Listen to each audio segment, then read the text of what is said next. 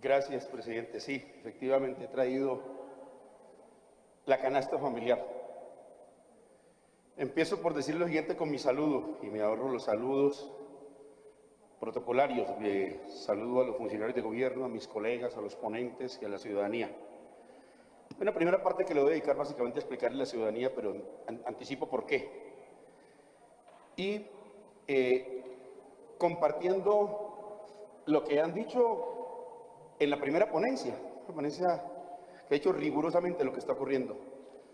Solo empiezo por un matiz, que no un matiz, tal vez falta de información, y quiero agregarle lo dicho por Juan Luis Castro. No, Juan Luis, ya no es verdad que no conozcamos qué se negoció con el Fondo Monetario Internacional. Ya empezamos a conocer qué se negoció con el Fondo Monetario Internacional.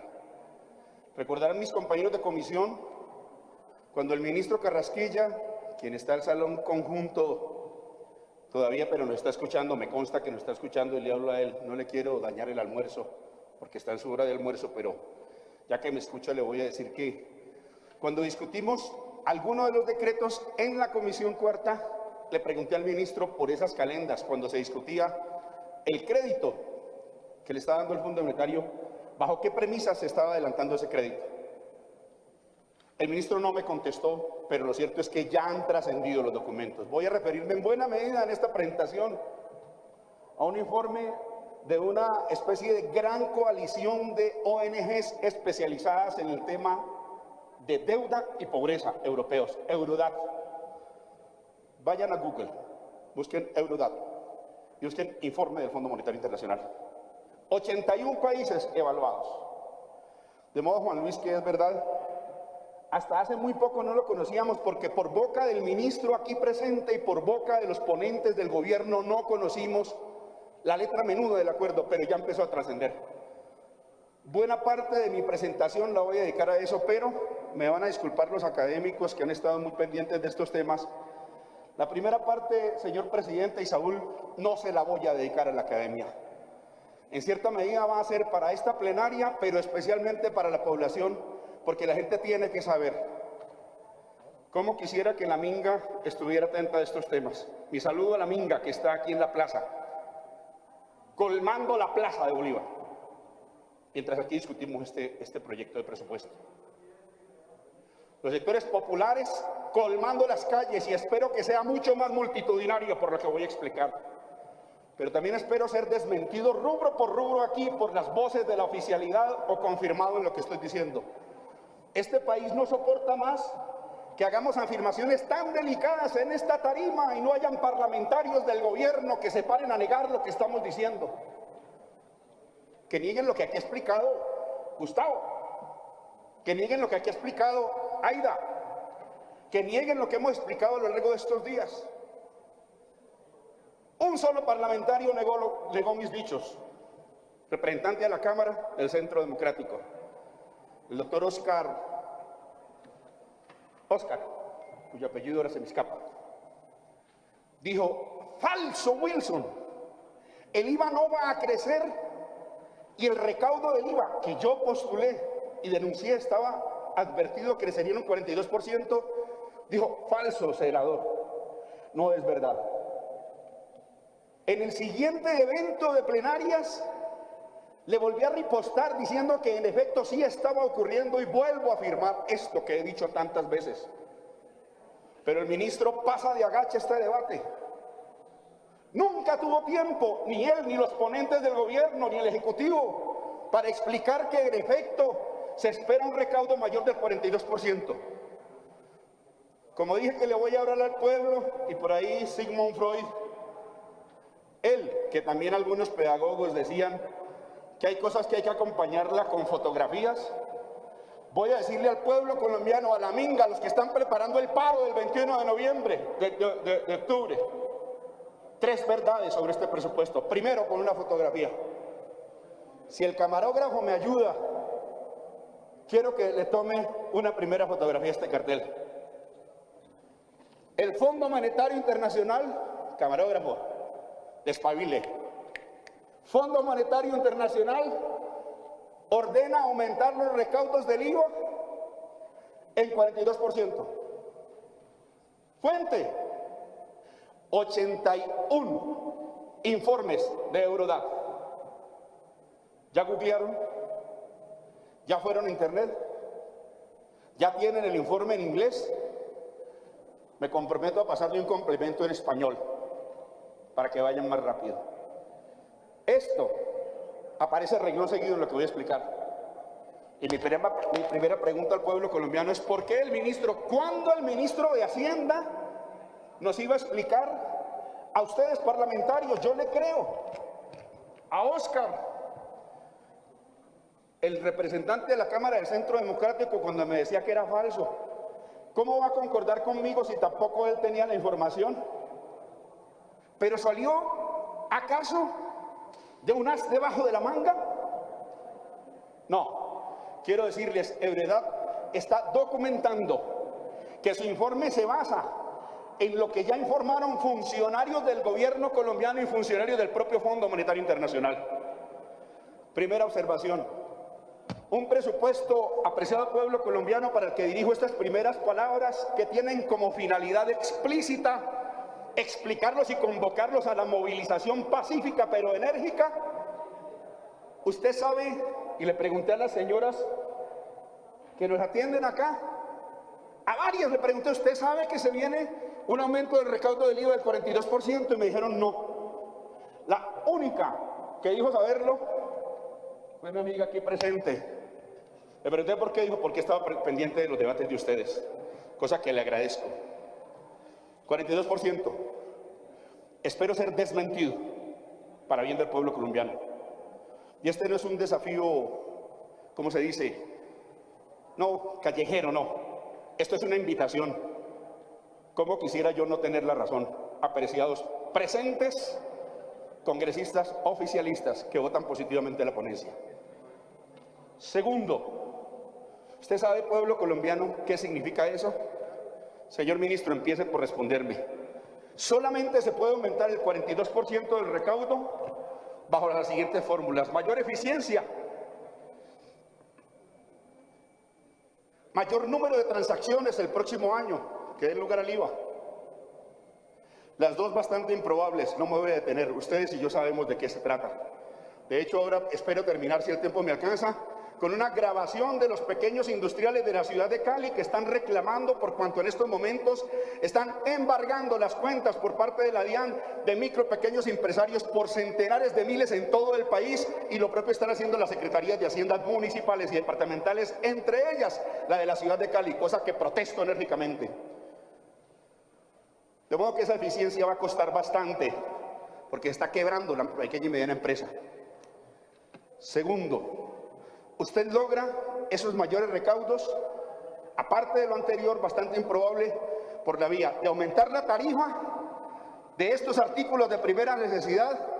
Segunda fotografía que le quiero mostrar al pueblo colombiano y a la minga y a los estudiantes y a los trabajadores y a la gente del común. Aumentando la tarifa. Señor ministro, ¿esa es la vía? Señores representantes del gobierno en este auditorio, ¿esta es la vía? ¿Saben ustedes algo de esto? ¿Conocen lo que se proyecta? ¿Cómo van a votar positivamente esto? ¿Tienen respuesta ustedes? ¿Va a venir el ministro acá a explicarlo? ¿O van a volver a pasar de agache este asunto tan importante para la vida del país? Pues no. Ahora es la gente en la calle, que no solamente en este Congreso, la que tiene que estar atenta. Otra pregunta: suponga usted que no aumente el precio del IVA, el valor del IVA. ¿Cómo más lo hace? Probablemente ampliando la base gravable. Pues bueno, tengo bastantes bases para decir que esa es la alternativa que está pensando el ministro, pero le estoy preguntando a él, que no yo, para no especular.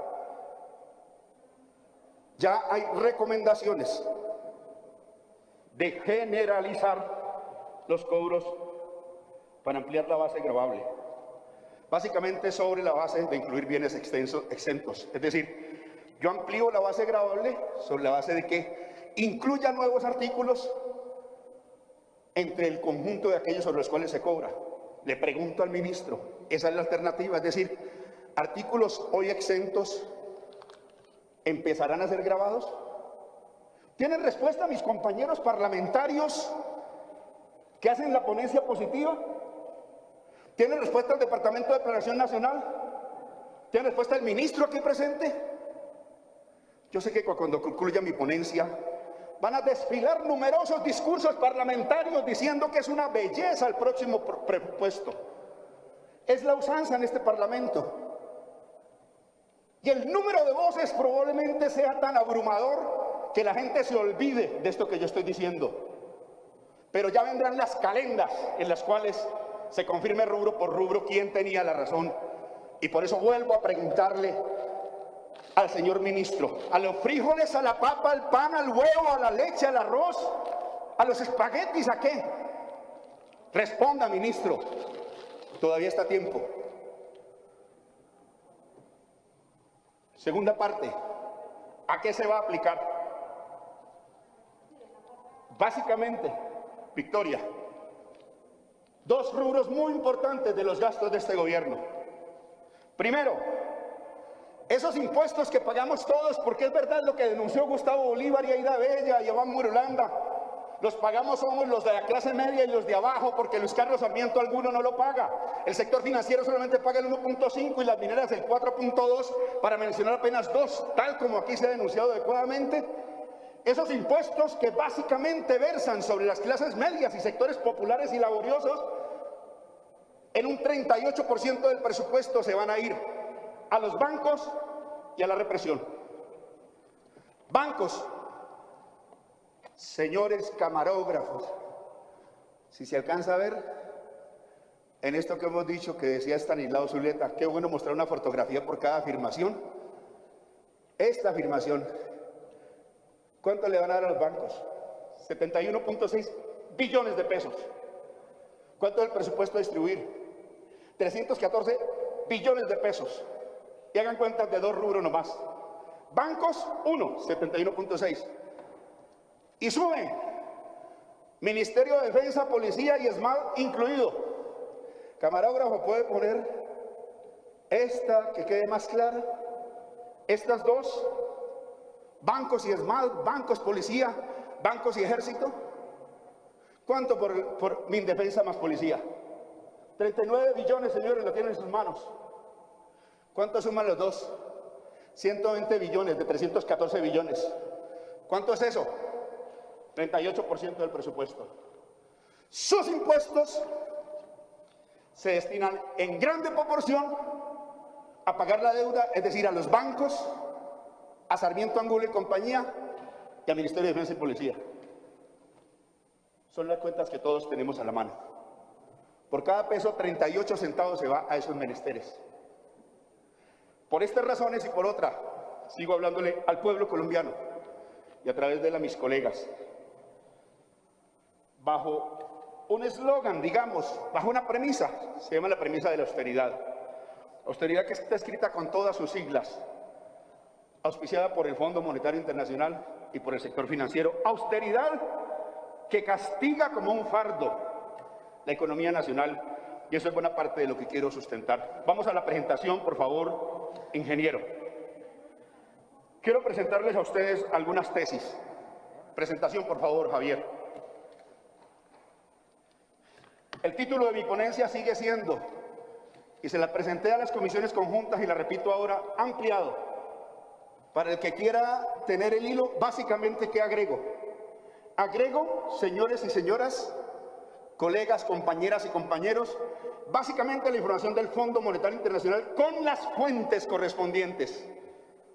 Porque lo que no le han dicho a este Congreso, y le creo a los parlamentarios oficialistas cuando me digan que no estaban enterados, que se enteran por una voz de la oposición de lo que siempre debieron saber desde el primer día que nos sentamos a discutir. Les entero que hay fuentes oficiales sobre este tema. Le he titulado La economía política, el presupuesto y la crisis. Un orden de prioridades inmoral. Porque mientras tenemos los indicadores de pobreza que aquí nos han explicado, este sigue siendo el destino del presupuesto, principalmente a Sarmiento Angulo y su bandola, la bandola del sector financiero, en demérito de la inversión social. y la represión en Colombia, porque cuando la gente pida un hospital y no vaya para el hospital, no le van a mandar recursos para el hospital, le van a mandar el escuadrón móvil antidisturbios, que es lo que está usando esta dictadura disfrazada de democracia, que ayer nomás osó dirigirla contra una periodista que se atrevió a denunciar los malos manejos de RTBC. Ejemplo indigno de lo que debe ser el tratamiento de la prensa en una democracia, y que bajo las calendas de Duque se suma la oprobiosa concentración del poder, que ya lo tiene todo, inclusive dominado un Congreso de la República. Continuemos. Le hablo de nuevo a las gentes, a la ciudadanía. Dos palabras sobre esto: economía política. La política es para resolver los conflictos, para resolverlos con inteligencia, con razones, con argumento y con verdades.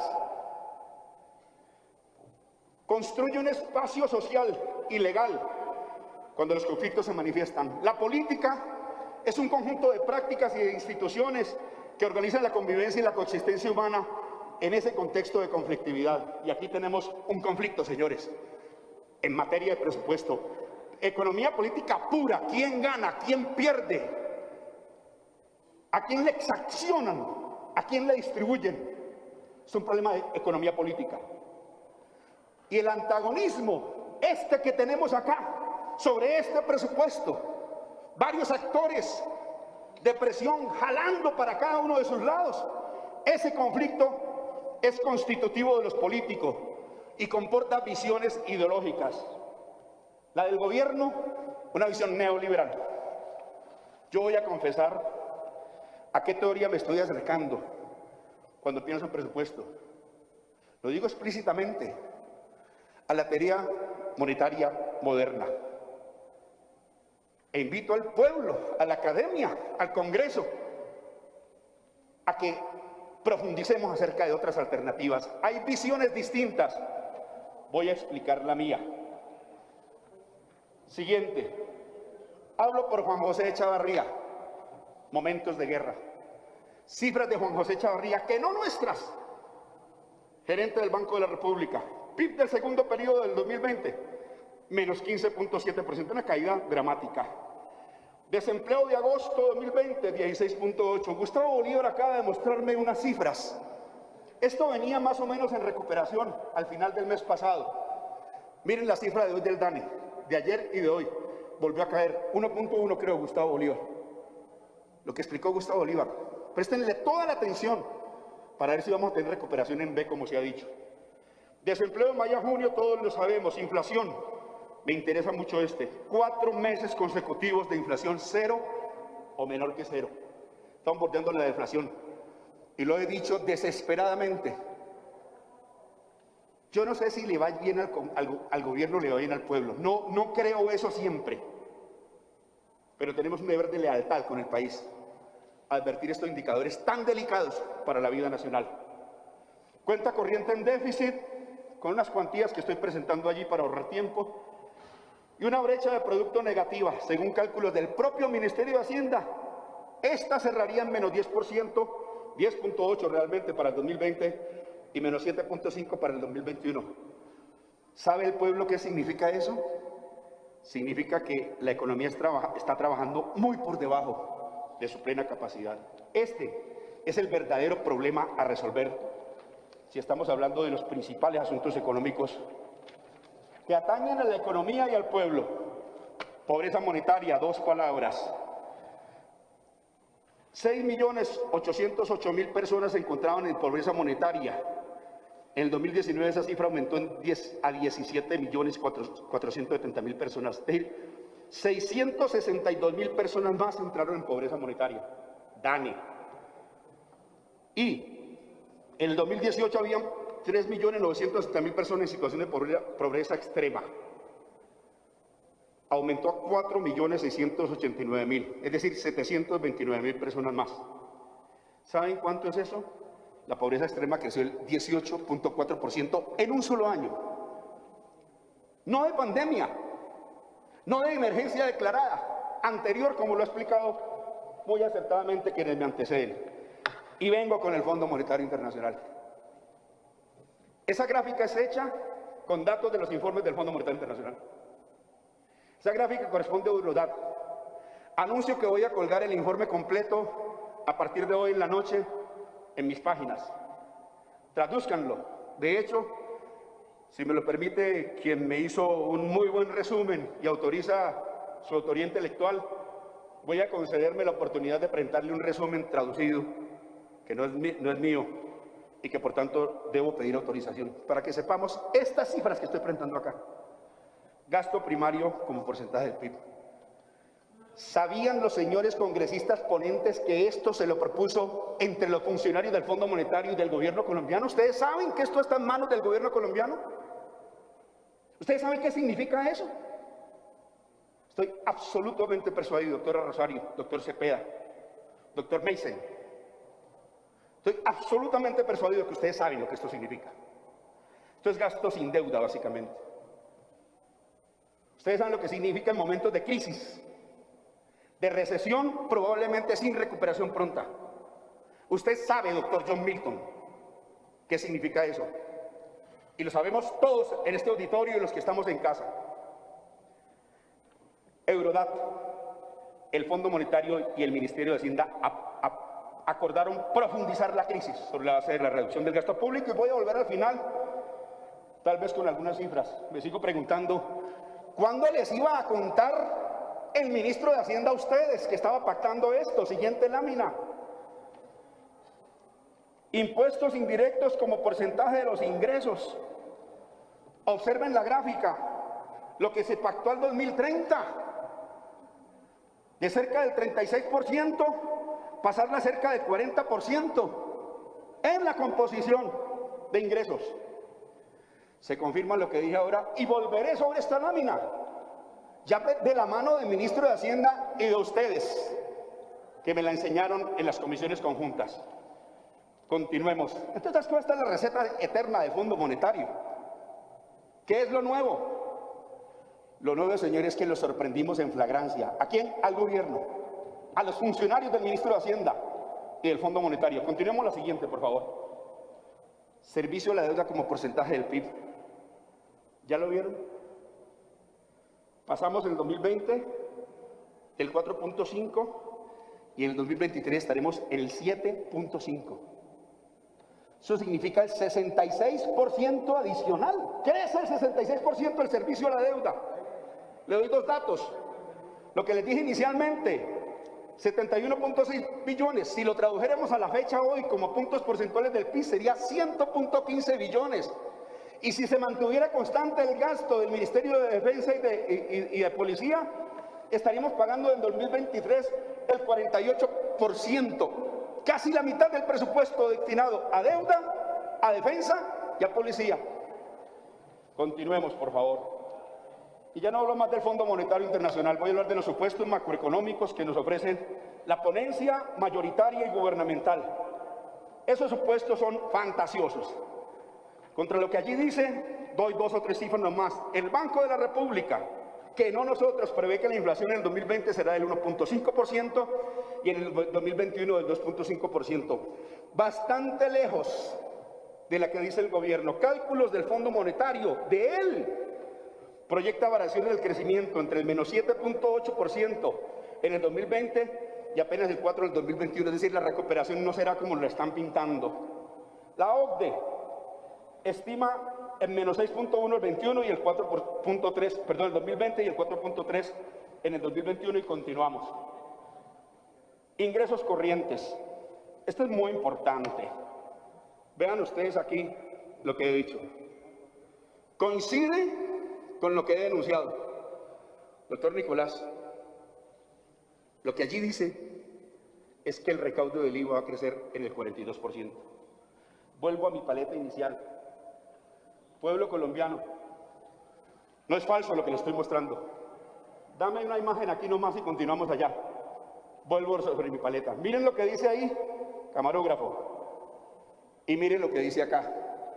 Eurodat, Fondo Monetario Internacional. Esto no se cocinó en Colombia, señores. Ese dato, volvamos a la gráfica. Ese dato que está allí, que nos presentaron como una autoría de Planeación Nacional y del Ministerio de Hacienda, no se cocinó en Colombia. No corresponde al ingenio, a la iniciativa, a la inventiva de los funcionarios nacionales. Mírenlo ahí, 42%. Por eso, los impuestos indirectos representarán el 54.9% del total de ingresos tributarios, y no se olviden lo que ya mencioné, debe crecer aún más hacia el 2023, de acuerdo con la lámina del Fondo Monetario Internacional, y los directos apenas el 45.08, una diferencia en términos absolutos de 15 billones de pesos. Y mientras crece el 42% del IVA, los impuestos a la renta solamente en el 5.3%. Continuemos, por favor, porque el tiempo nos apremia. Lo que hemos mencionado, disposición de activos por 12 billones y otros recursos de capital por 26.2 billones, es decir, se socializan las pérdidas y se privatizan las ganancias de nuestras empresas. No en vano la doctora Rosario Guerra y el Centro Democrático presentaron una constancia del Centro Democrático donde proponen vender una parte de Ecopetrol, acciones de Ecopetrol, capitalización le llaman, eso es privatización. Venta de acciones de la entidad pública, ¿cuál? Probablemente CENIT, lo denuncio acá. Propuesta del Centro Democrático al gobierno, pero qué casualidad, concuerda con lo que ha dicho el Fondo Monetario Internacional. Y nunca pudo explicar el ministro de Hacienda las operaciones de tesorería y recursos en situación de fondo, disque para darnos 26 billones de pesos más. Y vamos a una lámina de las prioridades del gobierno. Ya hemos manifestado nuestras preocupaciones por las asignaciones a la salud pública, a la agricultura, al SENA, al medio ambiente, a la Agencia Nacional de Tierras, a la Agencia de Desarrollo Rural en general, todas las que hemos denunciado desde hace tiempo y sobre las cuales hemos hecho bastante publicidad. Voy a omitir repetir lo que he dicho anteriormente y me centraré en el debate de economía política. ¿Quiénes son los principales tenedores de deuda? Miren ustedes el servicio de la deuda, como crece de manera protuberante, la mayúscula, contra otros como por ejemplo el Ministerio de Agricultura. Pero digámoslo como es, ese amarillo, ¿a quién le llega? El amarillo grande, gordo, que crece de manera protuberante, ¿para quién va? Para los dueños de los bancos, señores. Bancos comerciales y corporaciones financieras a través de las administradoras de los fondos privados de pensiones. Es decir, esas AFP hacen rentas públicas, con las rentas públicas negocios especulativos, captan recursos del público, de la gente que desea pensionarse. Al final no las pensionan, como ha quedado absolutamente demostrado, pero recogen millonarias utilidades coadyuvadas por el destino de las rentas públicas, en este caso los bonos. El servicio de la deuda se desglosa en 41.3 billones de deuda principal y 33.7 billones a intereses y comisiones, es decir, el 46% se nos va en intereses. Así jamás vamos a poder pagar la deuda. Y el cálculo es ese, colombianos y apreciados colegas, que no podamos pagar la deuda, que la deuda se mantenga inclusive creciente, la austeridad, la ortodoxia, vendida como austeridad, sirve a esos fines, porque inclusive achica el aparato productivo, asunto sobre el cual quiero referirme más adelante. Continuemos, por favor, que el tiempo nos apremia un poco.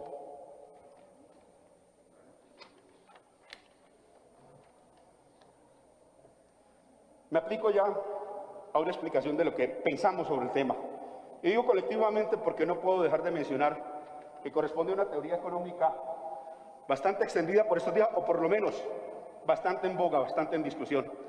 Tenemos principios de economía política antagónicos, distintos, controversiales seguramente. Presento los míos para que sea objeto de la controversia. Leemos datos que el gobierno no lee, no porque no los tenga a mano, sino porque no interesa de acuerdo con su dogma, con su ideología neoliberal.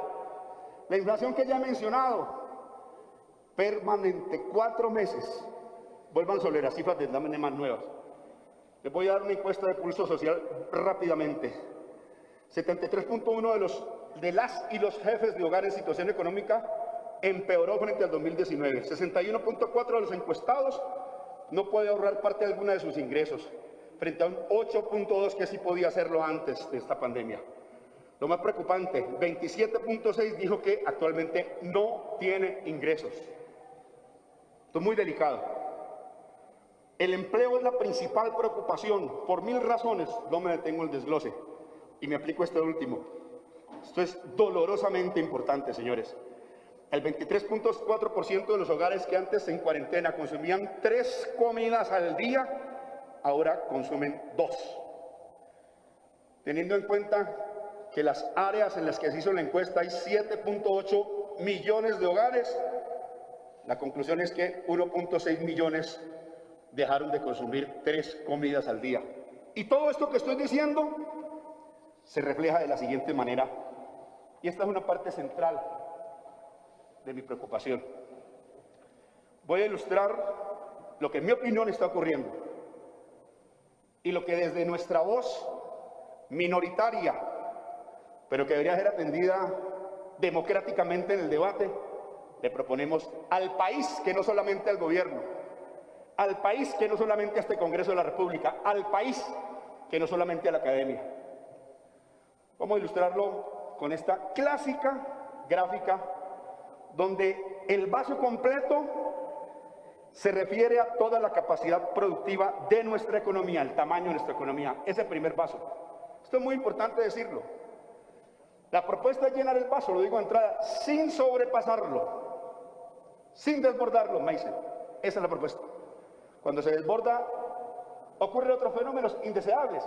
No solamente inflación galopante, sino otros. Esto es lo que no han tenido en cuenta otros países, pero este es el ejemplo que nos están dando también otros que exitosamente han enfrentado la pandemia. Y no solo la pandemia, sino numerosas crisis económicas. El contenido del primer vaso, lo que aparece en colores, es la demanda, las formas de consumir que tenemos en relación con la oferta. Es decir, dice de la demanda agregada. Y lo vacío revela nuestra incapacidad de gasto. Esto es muy importante. Tenemos necesidad de llenar el vaso. Pero de todos los actores, los agentes, el que más capacidad tiene para hacerlo es el Estado a través del gasto público. El gasto público se convierte entonces en un instrumento con una capacidad única para recuperar la economía en el lado de la demanda. Aquí tenemos una diferencia con el ministro. En lugar de pretender alcanzar el tamaño del vaso, que es el tamaño de la economía, es decir, la micro, pequeña y mediana empresa que están a media marcha, que no tienen posibilidad de la gran industria de la economía real, en estos momentos lo que se ha pretendido es que se achique el vaso, asunto que es francamente insostenible en nuestra opinión. ¿Por qué el ministro no atiende nuestra recomendación? Porque desprecia una premisa contable básica que debería tenerse en cuenta. El gasto del Estado significa el ingreso de alguien, un agente del sector privado. Lo dije cuando ilustrábamos lo que le dimos a las emisoras locales. Le he preguntado a la doctora Rubí, ¿cuánto cuesta lo que le condonamos a las emisoras pequeñas? Cuesta 6.200 millones más o menos por el lado de lo que le perdonamos, le perdonó este Congreso mediante una ley por la vía de SAICO, ASIMPRO, qué sé yo, derechos de autor, y más o menos 6.000 millones más por la vía del fondo TIC, 13.000 billones. ¿Qué significa? Lo dije en esa oportunidad, que el Estado deja de recibir un ingreso esperado, pero se convierte ese déficit del MINTIC, ese déficit del Estado, se convierte en el superávit o en el ingreso esperado de las pequeñas y medianas empresas y en este caso de las emisoras locales. Se le ha estado entregando recursos del Estado a agentes privados, sí señor, para quienes dicen que lo que estoy diciendo es una herejía, que eso no se puede hacer, que invocan lo divino y lo humano para decir que qué horror. Les quiero decir, durante la pandemia le dieron 40 billones de pesos al sector financiero en Colombia, porque sí ha habido política expansiva. Y nos respondió en cuestionarios a la Comisión Cuarta el señor ministro de Hacienda, y particularmente también el de Bancol, de Senquín. Esto está establecido. La idea es que se comprenda que la inversión del Estado para llenar ese vaso, es decir, la segunda gráfica del vaso ya lleno, con una acción del Estado, impulsa un efecto multiplicador. Y el déficit público, lo voy a decir con todas sus letras, significa en ese caso superávit del sector privado. Algunos economistas llamaron a preguntar porque escucharon mi afirmación el día que discutimos la concesión que le dimos a las emisoras locales. Es que aquí se trata de que hay una ecuación que es un inexorable también. Está la economía pública, la privada y el mundo, el resto del mundo. Y las tres son suma cero. Y en función de ello, sobre la base de la realidad económica de cada país, se recomienda actuar. En este caso, hemos valorado lo que puede ser esa diferencia. Ahora voy a decir en cuánto lo hemos valorado.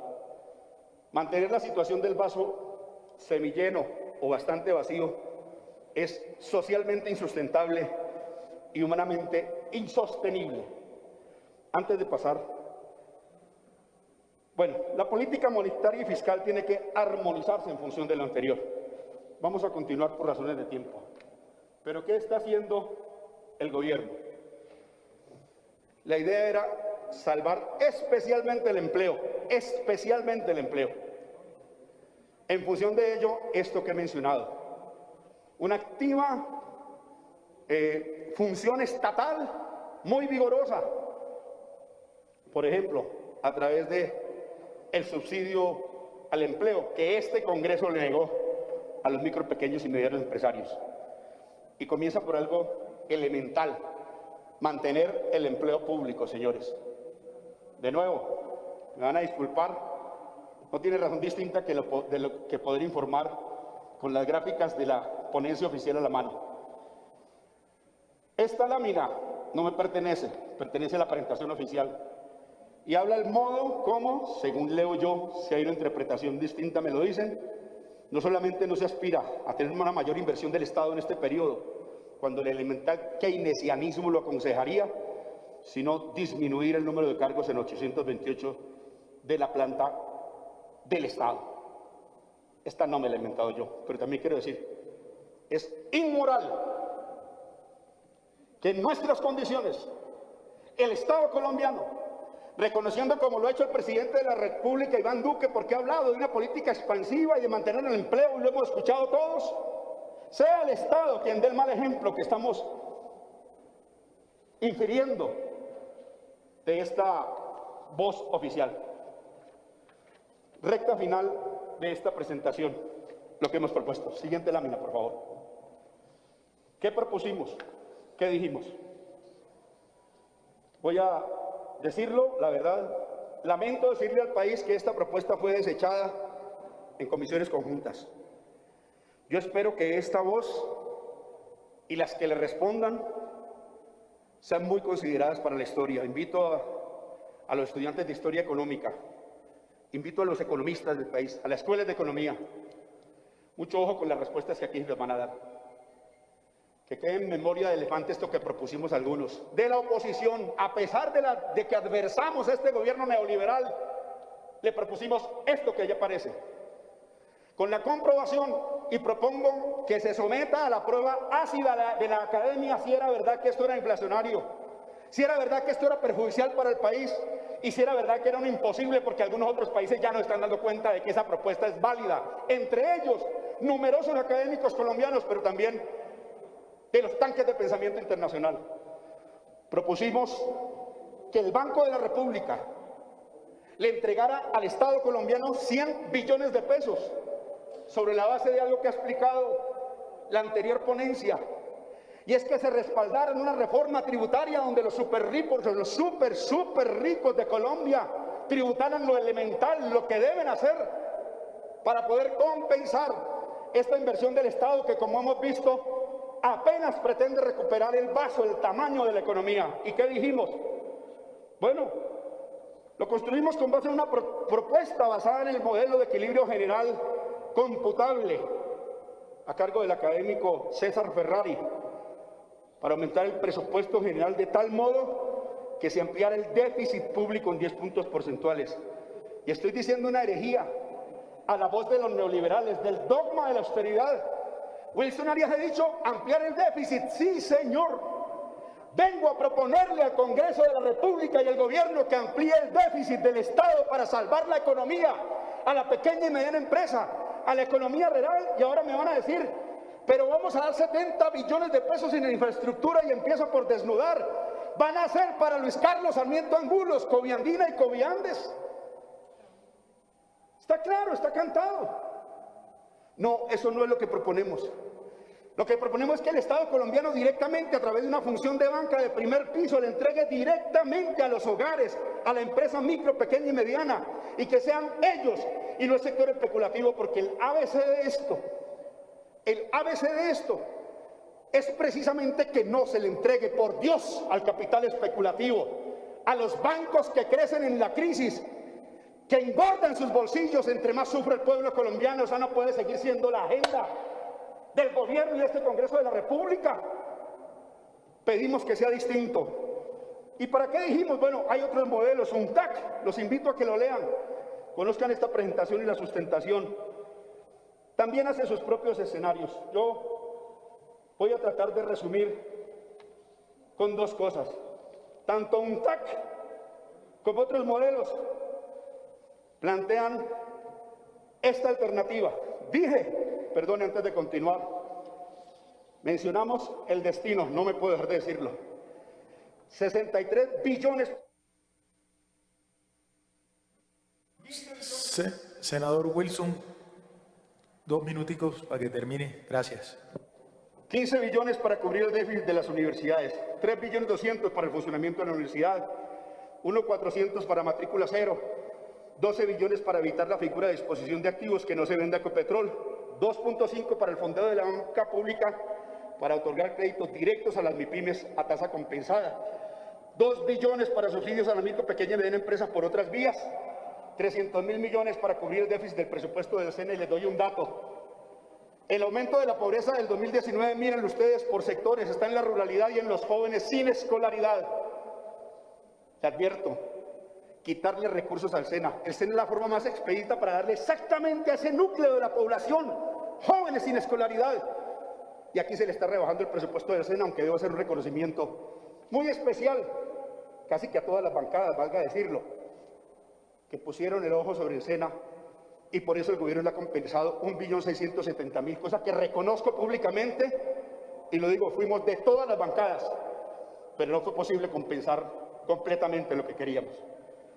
Finalmente, unas advertencias, y si me alcanza el segundo, quisiera poner la grabación de la voz angustiada de un microempresario al propio tiempo director de un gremio de contadores. Mis advertencias: este presupuesto que se está aprobando es regresivo en su financiación, insuficiente en su estimación e ineficaz en su distribución. Contiene un proyecto de PIB empobrecedor, hace crecer una cifra contable a partir de la venta de activos y capital ficticio. Tiene un sesgo hacia la fallida teoría del goteo, aumenta la pobreza y la desigualdad, pues se destruirán micro, pequeña y mediana empresas, empleo, consumo, y se trasladarán rentas públicas al sector financiero y corporativo vía impuestos. Profundizar la crisis y generará probablemente mayor estallido social. Si me queda un solo minuto, presidente, hay una grabación. Le ruego la permita escuchar, no es mía. Es una voz muy angustiada de los microempresarios del Valle. Señores de la DIAN, dejen de perseguir a la micro y pequeña y mediana empresa. Muchas gracias, presidente. Muy amable.